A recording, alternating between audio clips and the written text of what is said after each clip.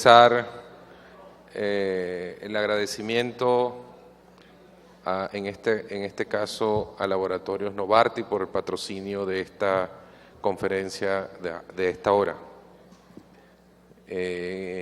Como esta conferencia es interactiva, por favor le agradezco que todos tengan el equipo de votación, el control de votación, y le agradecemos por favor también apagar los celulares o ponerlos en vibracol para que no haya interferencias en lo que queda de tarde de Congreso.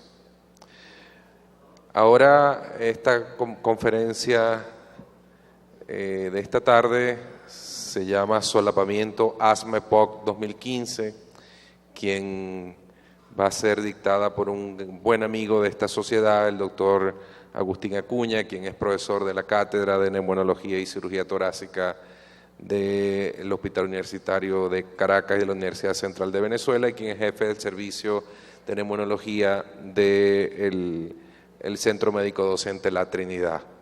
Gran amigo de todos nosotros, conocido, así que lo dejo en la palabra, doctor.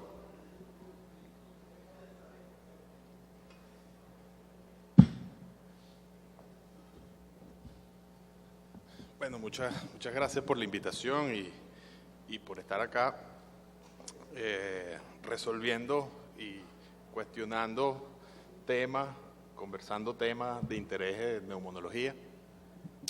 Como se me había olvidado que Lérida es mandona, ¿dónde está Lérida? Salió.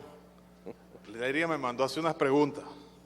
Me dijo, tienes que hacer preguntas porque van a usar, todos tienen su aparato, dijeron por ahí, todos tienen su aparato.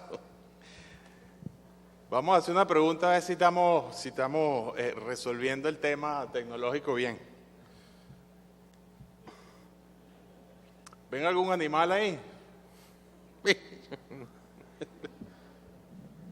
¿Qué animal es, pues? Esta es la primera pregunta, vamos a ver si están despiertos la gente aquí, los que resuelven.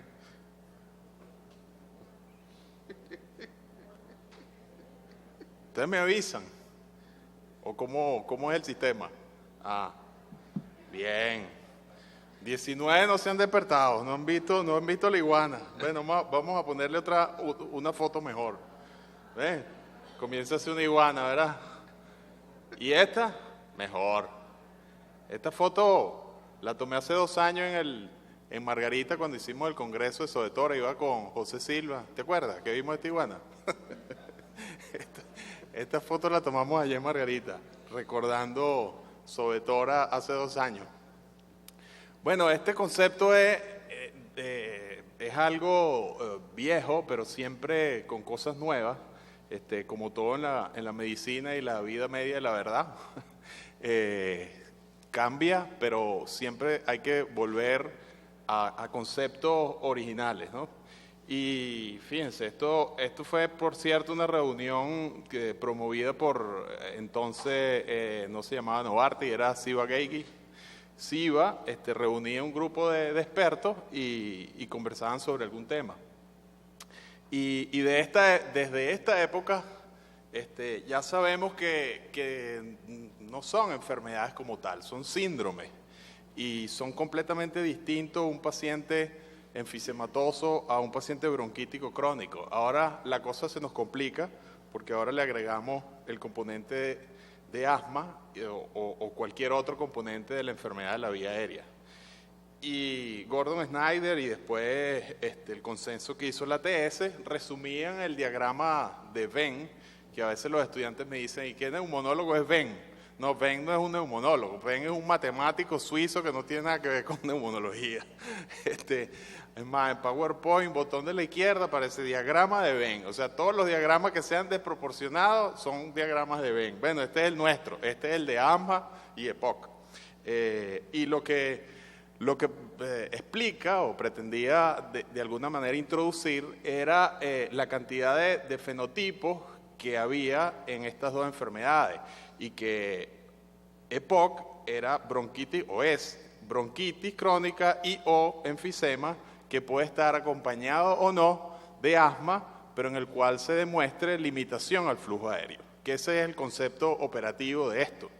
Y Y la cosa comienza a complicarse porque cada número de esos es una manifestación clínica distinta, puede ser una manifestación inflamatoria o con mecanismos inflamatorios distintos, genéticos.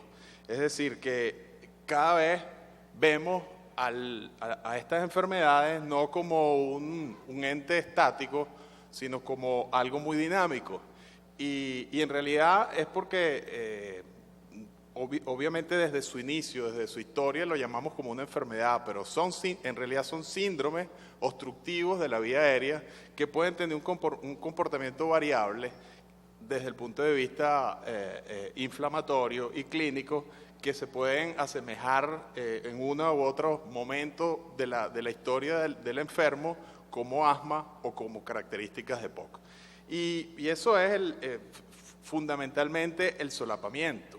Y cuando uno ve todas las corrientes que se aproximan a la epigenética del asma, bueno, se da cuenta que el tabaco está ahí, el tabaco siempre está presente, pero ya sabemos que no solo desde el punto de vista genético es importante, es que también la formación, la morfogénesis pulmonar, el desarrollo inmunológico, los efectos del medio ambiente pueden alterar el curso de la enfermedad en asma. Pero esto no solo es en asma, es que también es en EPOC, porque el individuo asmático que fuma puede desarrollar EPOC. Y es verdad en los individuos asmáticos que no necesariamente fuman, sino que tienen una obstrucción fija. No todos los pacientes asmáticos con obstrucción fija son pacientes con exposición ambiental. Hay algo también inmunológico que puede explicar el componente. Es decir, que de los fenotipos que hemos visto, que conocemos clínicamente, hay una explicación de endotipiaje. O sea, los endotipos son todas esas características genéticas, síntesis de proteínas, metabolismo, que hoy en día le llaman metaboloma, proteómica, pero en realidad son las bases biológicas de cualquier enfermedad que en el curso de ella hacen que cambie las características clínicas. En el caso del asma, cómo cambia la inflamación, cómo cambia el remodelado de la vida aérea, y eso tiene una expresión al final en el paciente, sus síntomas y en su función pulmonar. Igual sucede en EPOC. Obviamente, cuando uno habla de solapamiento, el tema fundamentalmente se deriva a los pacientes con asma del adulto, asma severa, ¿sí? O asma de aparición tardía, pues que es asma del adulto. Esos son los tres tipos o dos tipos de asma que en realidad tienden a confundirse al final o en la vida adulta con EPOC. Entonces a eso nos concentraremos un poco, algunas referencias y datos importantes. Es decir que, como dice Stephen Renard y Besbo en este comentario, que entonces si seguimos así, vamos a tratar n igual 1. O sea, hay tantos pequeños EPOC que al final cada uno, sí, bueno, tampoco queremos ser tan extremistas, pero la idea de la medicina personalizada es cada vez aproximarnos más a la fisiopatología del individuo, del síndrome, y actuar terapéuticamente un poco más audaz, un poco más específico y lograr efectos más relevantes, clínicamente relevantes. En este sentido, esta revisión me parece muy útil porque deslinda un poco el concepto de enfermedad e introduce el término síndrome en asma y síndrome en EPOC, que en realidad es como lo deberíamos analizar. Cometimos históricamente quizás, no sé, un error de llamarle, o en medicina es así, pues queremos personalizar o colocarle epónimos a problemas que son mucho más complejos.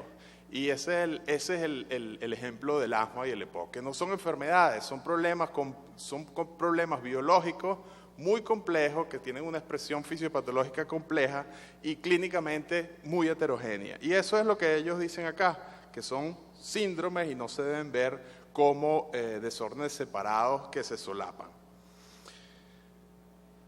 Pero en todo caso, bueno, Gina y Gol intenta ahora en esta actualización o en esta revisión que hacen del síndrome de solapamiento, aclararnos de manera hiper simplificada el concepto, y entonces nos dicen que, bueno, que es un síndrome, que el solapamiento de asma-EPOC es un síndrome caracterizado por limitación al flujo aéreo con varias características de una y varias de otra. Bueno, tremendo concepto. Aquí salieron corriendo del salón donde parieron este concepto y bueno, nos los están proponiendo. 2015, vamos por aquí. Sin embargo, los españoles hicieron un esfuerzo un poco más creativo, pero con unas bases de evidencia muy bajas, muy pobres. ¿En qué sentido? Bueno, fíjense que cuando colocamos aquí porcentaje de agreement, es porque, ¿qué les parece a los expertos? Yo agarro a José Silva, a Carlos Tálamo, doctora María Montes de Oca, a los tres, y le digo, mira, ¿qué te parece? ¿Cuál es el más importante de eso? Y entonces ellos escriben o me pasan por correo cuál es el que les parece más importante. Y de ahí yo asumo cuál es el criterio mayor y cuál es el criterio menor. De ahí surge que nosotros llegamos a un acuerdo diagnóstico y decimos que si tenemos dos criterios mayores y un criterio mayor y dos menores, a eso le vamos a llamar solapamiento. Es decir, si el paciente tiene una respuesta a broncodilatador mayor de 15% y que sea mayor de 400 mililitros, 83% estuvo de acuerdo, que haya una eosinofilia en el esputo o que tenga una historia de asma antes de los 40 años.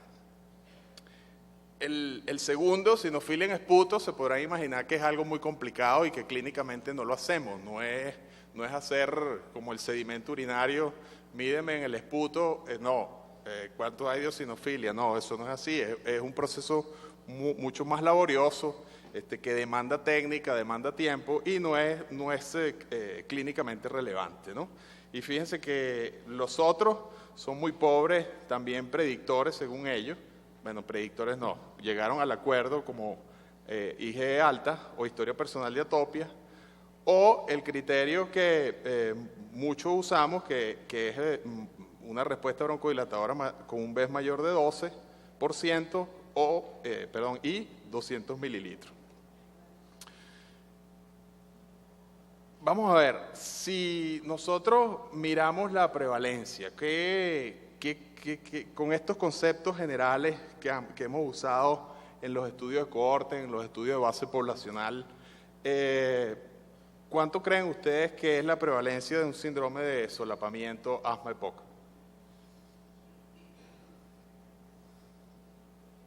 Es una pregunta.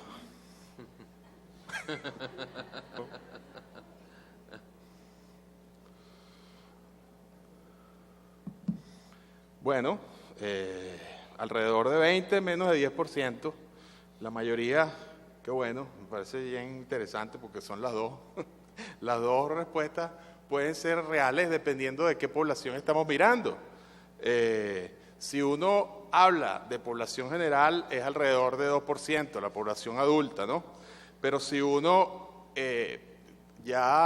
como el caso del estudio platino, son estudios de base poblacional, ya población adulta, o el caso de tomar la población enferma, enfermedad de vías aéreas, entonces ya el porcentaje es aún mayor, es alrededor de 20%. Entonces, dependiendo de qué prevalencia, en qué población estamos hablando, se estima un porcentaje distinto. Pero en todo caso, en los estudios donde miramos enfermos, por ejemplo los estudios epidemiológicos, los estudios con asma severa, asma en el adulto o en EPOC, estamos alrededor del 20% los pacientes que tienen síndrome de solapamiento. Y en la medida que avanza la edad, también tenemos mayor probabilidad de tener pacientes con síndrome de solapamiento. Este es un estudio ya clásico de Soriano, donde vemos a mayor edad, mayor porcentaje de solapamiento. Si miramos a este paciente, una mujer de 62 años, exfumadora, 40 paquetes años, asmática, desde la adolescencia, que consultaba por disnea grado 3, hipoxémica, crepitantes vivasales, y un BEF, una relación de 0,69 con un BEF de 68%, capacidad vital 74 y una capacidad de difusión muy, muy comprometida, que no se correlaciona mucho con el BEF, porque eso tampoco se correlaciona en todos los pacientes, por eso es importante mirar en estos pacientes, sobre todo con saturación baja, ver qué está pasando con la difusión, y como vemos en la tomografía, evidentemente hay un patrón de destrucción, de enfisema fundamentalmente centrolobulillar. Este paciente podría ser un síndrome de solapamiento.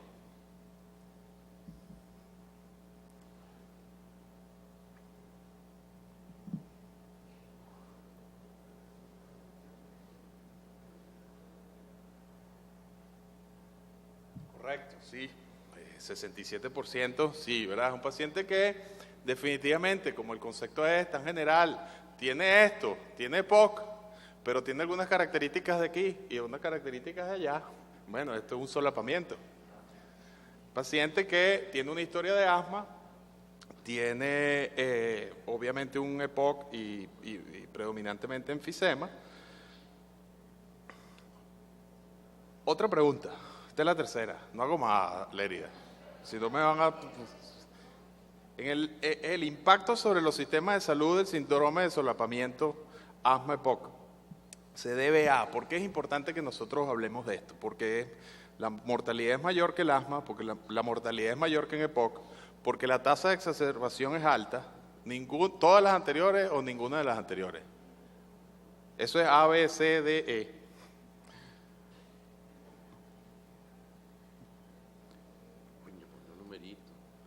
A, B, C, D, E.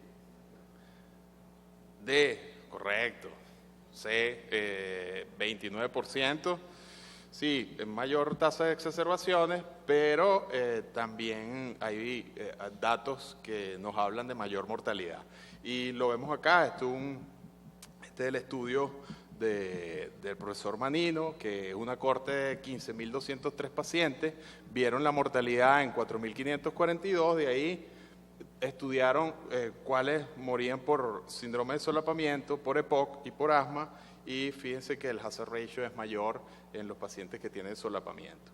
Y estos son los datos de Platino, que también nos hablan de una prevalencia, una tasa de prevalencia, que es la primera fila, eso PR, tasa de prevalencia, que es distinto a el dato que está abajo, que es riesgo relativo. Fíjense que la tasa de prevalencia es mayor cuando es síndrome de overlap de 3%, de 3, y el riesgo relativo es de 4,20, y la P, aunque la P no fue significativa, esto es un ejemplo bien típico de la diferencia que hay entre lo estadísticamente significativo y lo clínicamente relevante. O sea, es relevante el hecho del número de exacerbaciones 4.2, sin embargo, por ajustes, por manejo de los datos, por la N, por alguna razón, la P no es significativa, pero es un dato clínicamente relevante.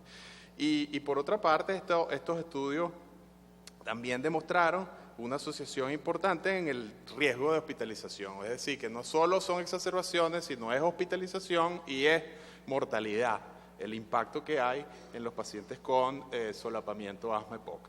Y obviamente es un problema que tiene dos caras, los asmólogos y los epólogos, los que miran la inflamación, las clínicas del asma, y los que miran el EPOC, pero en realidad miremoslo como síndromes obstructivos de la vía aérea. Y hay 4 puntos en asma que son bien interesantes mencionar, porque son los puntos encontrados con el EPOC, que es que no todos los pacientes asmáticos tienen inflamación sinofílica, puede haber inflamación neutrofílica, que hay obviamente asmáticos que fuman, que hay asmáticos que tienen obstrucción fija y hay asmáticos que no responden a esteroides inhalados. Esos son los 4 grupos controversiales viéndolo en asma. En algún momento quisimos entenderlo, explicarlo todo a través de dos mecanismos inmunológicos muy simples, como el asma era una activación de linfocitos TH2 y el EPOC una activación de la serie de interleuquinas activadas por linfocitos TH1, que en el asma era comienzo temprano, que había una hiperrespuesta bronquial y que respondían a esteroides. Y por el otro lado, el EPOC, lo contrario, comienzo tardío, asociación a tabaquismo sin respuesta a esteroides. Y que unos eran reversibles, otros eran parcialmente reversibles o irreversibles. El problema está en que hay comportamientos que se comparten, hay comportamientos de asma que son muy típicos verlos en EPOC y viceversa, ¿no? Y lo vemos, por ejemplo, en la fisiopatología del asma. El asma de comienzo temprano, sabemos que fundamentalmente el asma extrínseca, el asma alérgica, es un asma activada por linfocitos TH2, que la gravedad va a depender de la duración de la alergia, de la activación inmunológica del paciente, y que fundamentalmente son interleuquinas mediadas por TH2. Pero el cigarrillo, el tabaco o la exposición ambiental a biomasa actúa sobre el incremento de la inflamación TH2 y eso hace que el paciente cambie en su momento histórico, en la historia de la enfermedad, el patrón inmunológico inflamatorio y se convierta en una inflamación o no TH2, como Faggi la llama, menos TH2 o más TH2 sin tener que utilizar los términos TH1, TH2, pero simplemente lo que quiere decir eso es que hay pacientes con asma que se infiltran, se inflaman de neutrófilos. El grupo de Montpellier que quería en algún momento, fue un New England que todos también salimos corriendo y dijimos, bueno, el asma es una inflamación eosinofílica y fue paradigmática y sin embargo hoy estamos diciendo cosas distintas porque así es, esto es cambiante y ellos mismos nos dijeron que sí, que bueno, que habían interleuquinas que actúan como factores quimiotácticos de algunas células inflamatorias y fundamentalmente si es TH1, esa inflamación bronquial por interleuquina 4, 3, 5, inflama los bronquios eosinofílicamente, pero que el problema, inclusive escrito por ellos mismos, es más allá de una inflamación eosinofílica, porque el asma, como dice ahí, es un síndrome más que una enfermedad. Entonces nos conseguimos con que hay también mediadores en asma que pueden producir una inflamación neutrofílica, quimioatracción de los neutrófilos, y eso uno de los más clásicos es interleuquina 8, factor de necrosis tumoral alfa, LTB4, que son los no citeinil-leucotrienos, y el factor activador de plaquetas.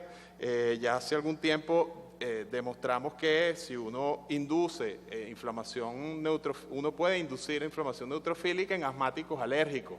Es decir, un asmático que tiene una inflamación eosinofílica, si uno le da factores quimiotácticos de neutrófilo, la inflamación cambia y ahora se convierte en una inflamación neutrofílica y produce activación de moléculas de adhesión a nivel de los neutrófilos. Gibson, el grupo de Australia, demostró también que el grupo del síndrome de overlap tiene más inflamación neutrofílica y menos inflamación eosinofílica. Y en este análisis de clúster, si uno mira el clúster 5, son pacientes que tienen obstrucción fija. O sea, esto es un análisis que se hace de población de asmáticos y vemos que los asmáticos leves, a diferencia de los asmáticos severos, pueden dividirse en dos grupos. Los asmáticos leves, la mayoría son asmáticos de comienzo temprano, alérgicos, pero en la medida que el asma se va desarrollando, puede convertirse en asma alérgica grave o en asma no alérgica y producir obstrucción fija de la vía aérea, como es el grupo del clúster de este clúster 5. Y así han aparecido también han publicado varios estudios de corte, y si ven la columna de la derecha, ven que la mayoría de esos clústeres tienen inflamación neutrofílica, pero no necesariamente el asma severa está relacionado solo a inflamación neutrofílica. Hay algunos, hay casos de pacientes que son asmáticos, alérgicos severos, que tienen obstrucción de la vía aérea, que tienen una inflamación eosinofílica alta. Si lo vemos desde el punto de vista de EPOC, los 3 puntos controversiales son inflamación eosinofílica, la obstrucción que puede ser variable. Hay pacientes con EPOC que tienen reversibilidad, no necesariamente la reversibilidad es sine qua non de asma, y hay pacientes asmáticos, hay pacientes con EPOC que responden a corticosteroides inhalados. Y si vemos los análisis de clúster de EPOC, vemos que hay grupos de EPOC que tienen un comportamiento parecido a los pacientes asmáticos, probablemente aquí es donde está el solapamiento, son asmáticos con características también de EPOC, con IgE alta, una fracción de exhalada de óxido nítrico alto y un porcentaje de reversibilidad alta. Y esos pacientes que son EPOC que son respondedores, que revierten a los beta-2, generalmente tienen un óxido nítrico exhalado alto. Y también lo vemos cuando el paciente se exacerba. El paciente EPOC, cuando se exacerba, hace un cambio en su inflamación muy parecido a los pacientes asmáticos. Los pacientes asmáticos, cuando se exacerban, cambian la celularidad de eosinofilia a neutrofilia en esputo. No todos, y fíjense aquí que el 28% de los pacientes con EPOC hay eosinofilia en el esputo. Es decir, que es una inflamación TH1, pero en que en momentos de su vida cambia la inflamación a TH2. Y lo vemos también la reversibilidad, que la reversibilidad tiene que ver también con la eosinofilia en el esputo. Mayor eosinofilia, mayor es la reversibilidad de los pacientes con EPOC. Lo que nos decía amigo Viñola y el grupo también de Montpellier, ya en el 97, que los pacientes que revierten a esteroides inhalados, los pacientes de EPOC que revierten a esteroides inhalados son pacientes que tienen características de asma. Y lo vemos también en los ensayos clínicos, cuando vemos la dinámica de si tratar a los pacientes dependiendo de la eosinofilia en esputo o por las guías, las pautas de la Sociedad Británica. Si lo vemos por eosinofilia en esputo y le damos esteroide inhalado, reduce en un 67% la tasa de admisión. Es decir, que definitivamente son características que se comparten. Para complicar un poco más la historia, el overlap no es solo el solapamiento entre asma y EPOC, es que hay muchos fenotipos de overlap.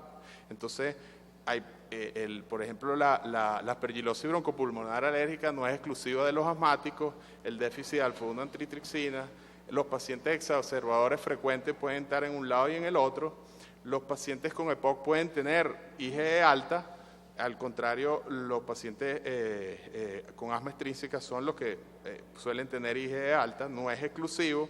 Y si ven por acá, hay uno que es muy importante, que son las bronquiectasias, que estaría en este grupo, en este primer grupo, que las bronquiectasias son un riesgo, un índice, un indicador bien interesante en asma, en ambos síndromes de exacerbación y de obstrucción fija.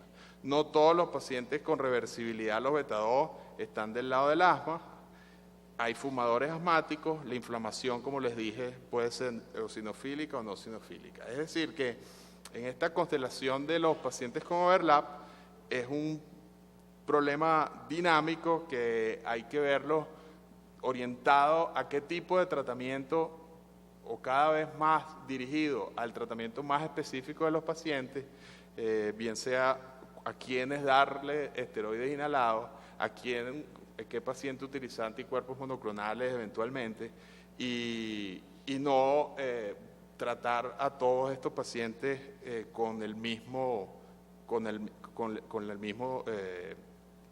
misma terapéutica, como hemos visto en algunos casos de intentos muy llamativos de tratar a todos los pacientes con EPOC independientemente de la gravedad y de si es solapamiento o no, con combinaciones fijas de esteroides inhalados y betados de acción prolongada. Espero que la foto se haya llenado un poco más de colores, veamos con más claridad esto, y gracias por la atención.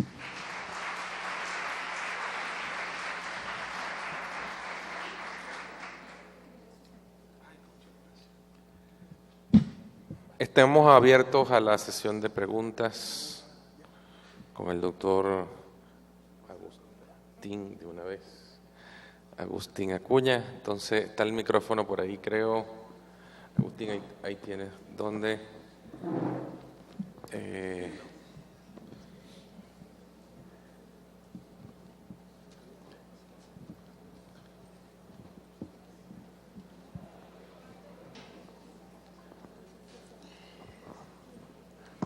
Ha debido dejar Acuña la iguana, ese tipo de radiografía, pero al final también. Cuando habla de reversibilidad en EPOC, estamos hablando de más de 15%, entonces no es asma. Bueno, que esa es la controversia, pues, o sea, dependiendo del punto de corte, el punto de corte lo hace el humano con sus datos. Y si obviamente el punto de corte lo pones más alto, o sea, 15% o 400 mililitros, la probabilidad de detectar más pacientes asmáticos es mayor. Sin embargo, seguimos usando la clásica recomendación de reversibilidad de ATS, que es 12% y 200 mililitros.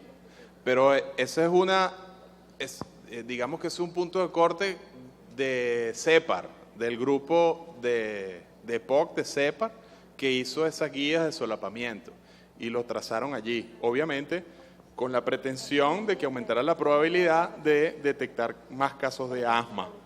Pero si un paciente es fumador, que tiene una relación BEF capacidad vital de 0,65 y el paciente tiene antecedentes de asma, atopia, y le hacen un test broncodilatador y el paciente tiene una respuesta de 400 mililitros en la consulta, es un paciente que tiene asma, EPOC o solapamiento. Entonces, según las pautas y lo que nos estamos, digamos, guiando por los criterios, ese paciente es un solapamiento.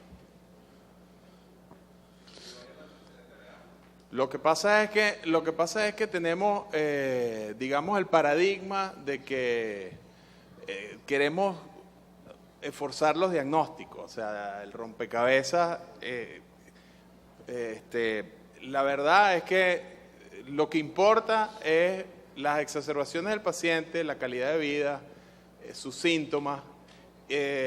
Lo que importa es cómo lo vas a tratar. Si tú tienes un paciente, llámale como quieras. Síndrome de obstrucción, pero llámale asma, llámale POC. Con esas características, tú o ustedes le indican esteroides inhalados. Levanten la mano, ¿quién le pone esteroides inhalados? Ajá. Yo le pongo, ¿tú le pones? Le ponemos esteroides inhalados. Ahora, un paciente que tiene esa misma índice, que no tiene respuesta broncodilatador, que no tiene características, no le llamemos antecedentes de asma, no fue atópico, nunca de niño lo nebulizaron, fue a la emergencia, no hay rasgo de atopia, IgE baja, no tiene eosinofilia, etcétera. ¿Le pones esteroides inhalados? No. Lo tratas como las pautas de ALAT. No le pones esteroides inhalados, no es exacerbador. ¿Le pones esteroides inhalados? ¿Tú le pones? No. Puede ser, bueno, podemos discutirlo, pero en general es lo que las evidencias es lo que tenemos, pues son los exacerbadores frecuentes. Esos exacerbadores frecuentes parecieran tener rasgos. Yo no quiero decir que son asmáticos, lo que quiero decir es que tienen rasgos inflamatorios que se ven en una enfermedad que le hemos llamado asma, pero es un síndrome obstructivo de un comportamiento distinto. Carlos, iba a preguntar, María. María. ¿Qué opinas tú de eosinofilia periférica mayor de 2 como un marcador diferencial de esto, para identificar este grupo de pacientes con indicaciones de esteroides? A mí particularmente me parece que no es bueno. O sea, si bien detecta, pero creo que el peso que tiene, y de hecho es lo que dice la revisión que hizo Paul Gibson, es que el peso que tiene la eosinofilia es muy parecida al peso que tiene los antecedentes de atopia. Si el paciente es atópico, tuvo dermatitis atópica o asma en la infancia y tiene una reversibilidad, si tenga o no tenga eosinofilia periférica, ese paciente la probabilidad esto lo hicieron con respuesta a broncodilatador, la probabilidad de respuesta a broncodilatador es mayor. Es distinto a la eosinofilia, a la cantidad de eosinófilo en el esputo inducido. El tema es la complicación del esputo inducido. Pero sí, es un indicador fácil, es un indicador que clínicamente está ahí en una hematología. Si lo tenemos, muy bien, es un dato más, pero si no lo tenemos, tampoco lo excluye.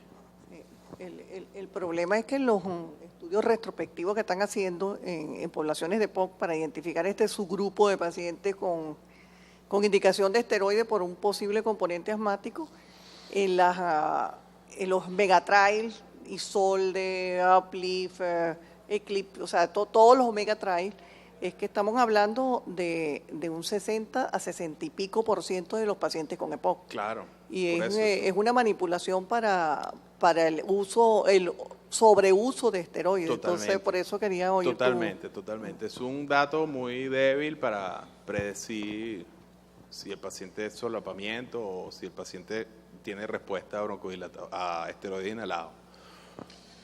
Sí, con la eosinofilia periférica había tiempo, yo me acuerdo cuando José Silva me daba clases, que había mucho interés en la eosinofilia periférica, incluso para el tratamiento de las crisis de asma, y algunos pacientes se trataban diferente. Eso se abandonó, pero fíjate, como todas las cosas van y vienen, la eosinofilia periférica de alguna manera puede significar algo. Lo que hay que conseguir cuál es el punto de corte.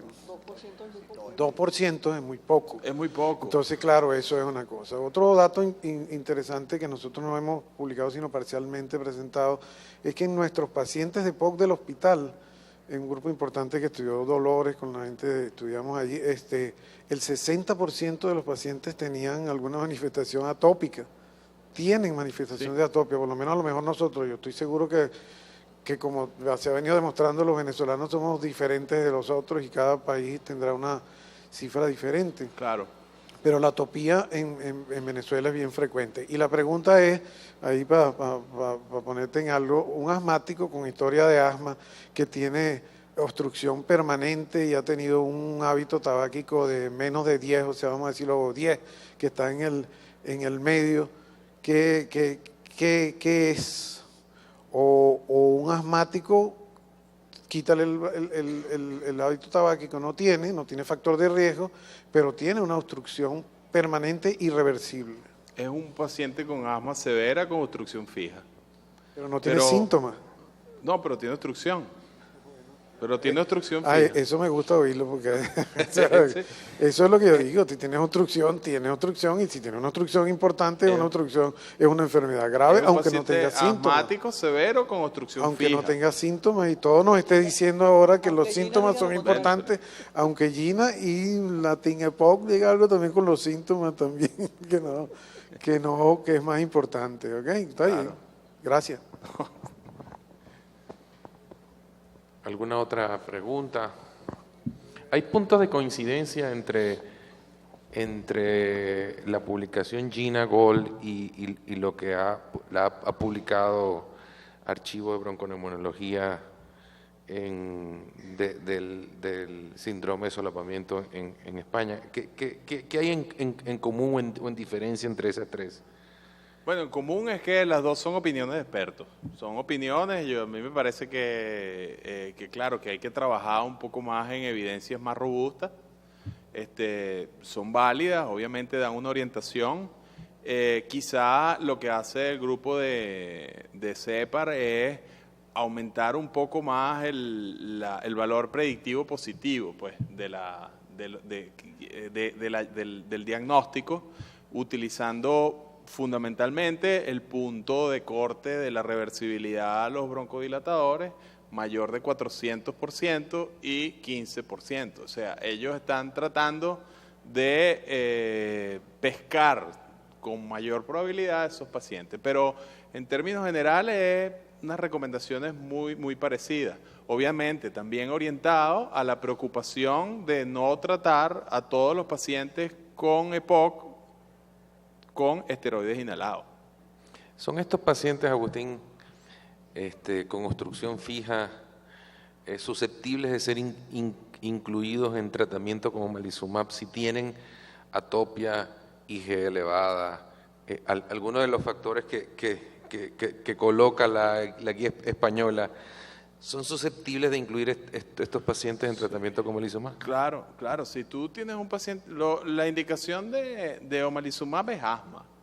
Independientemente si el paciente tiene EPOC o tiene bronquiectasia o tiene asma severa y el paciente tiene la IG en el rango correcto, hemos dado los esteroides inhalados de dosis alta, beta-2 agonista de acción prolongada, ese paciente, yo uso omalizumab en esos pacientes, como está demostrado con mepolizumab. Lo que pasa es que el estudio de mepolizumab sí hicieron un análisis de subtipo, y entonces sí miraron pacientes más dirigidos a inflamación eosinofílica, vieron eosinofilia en esputo.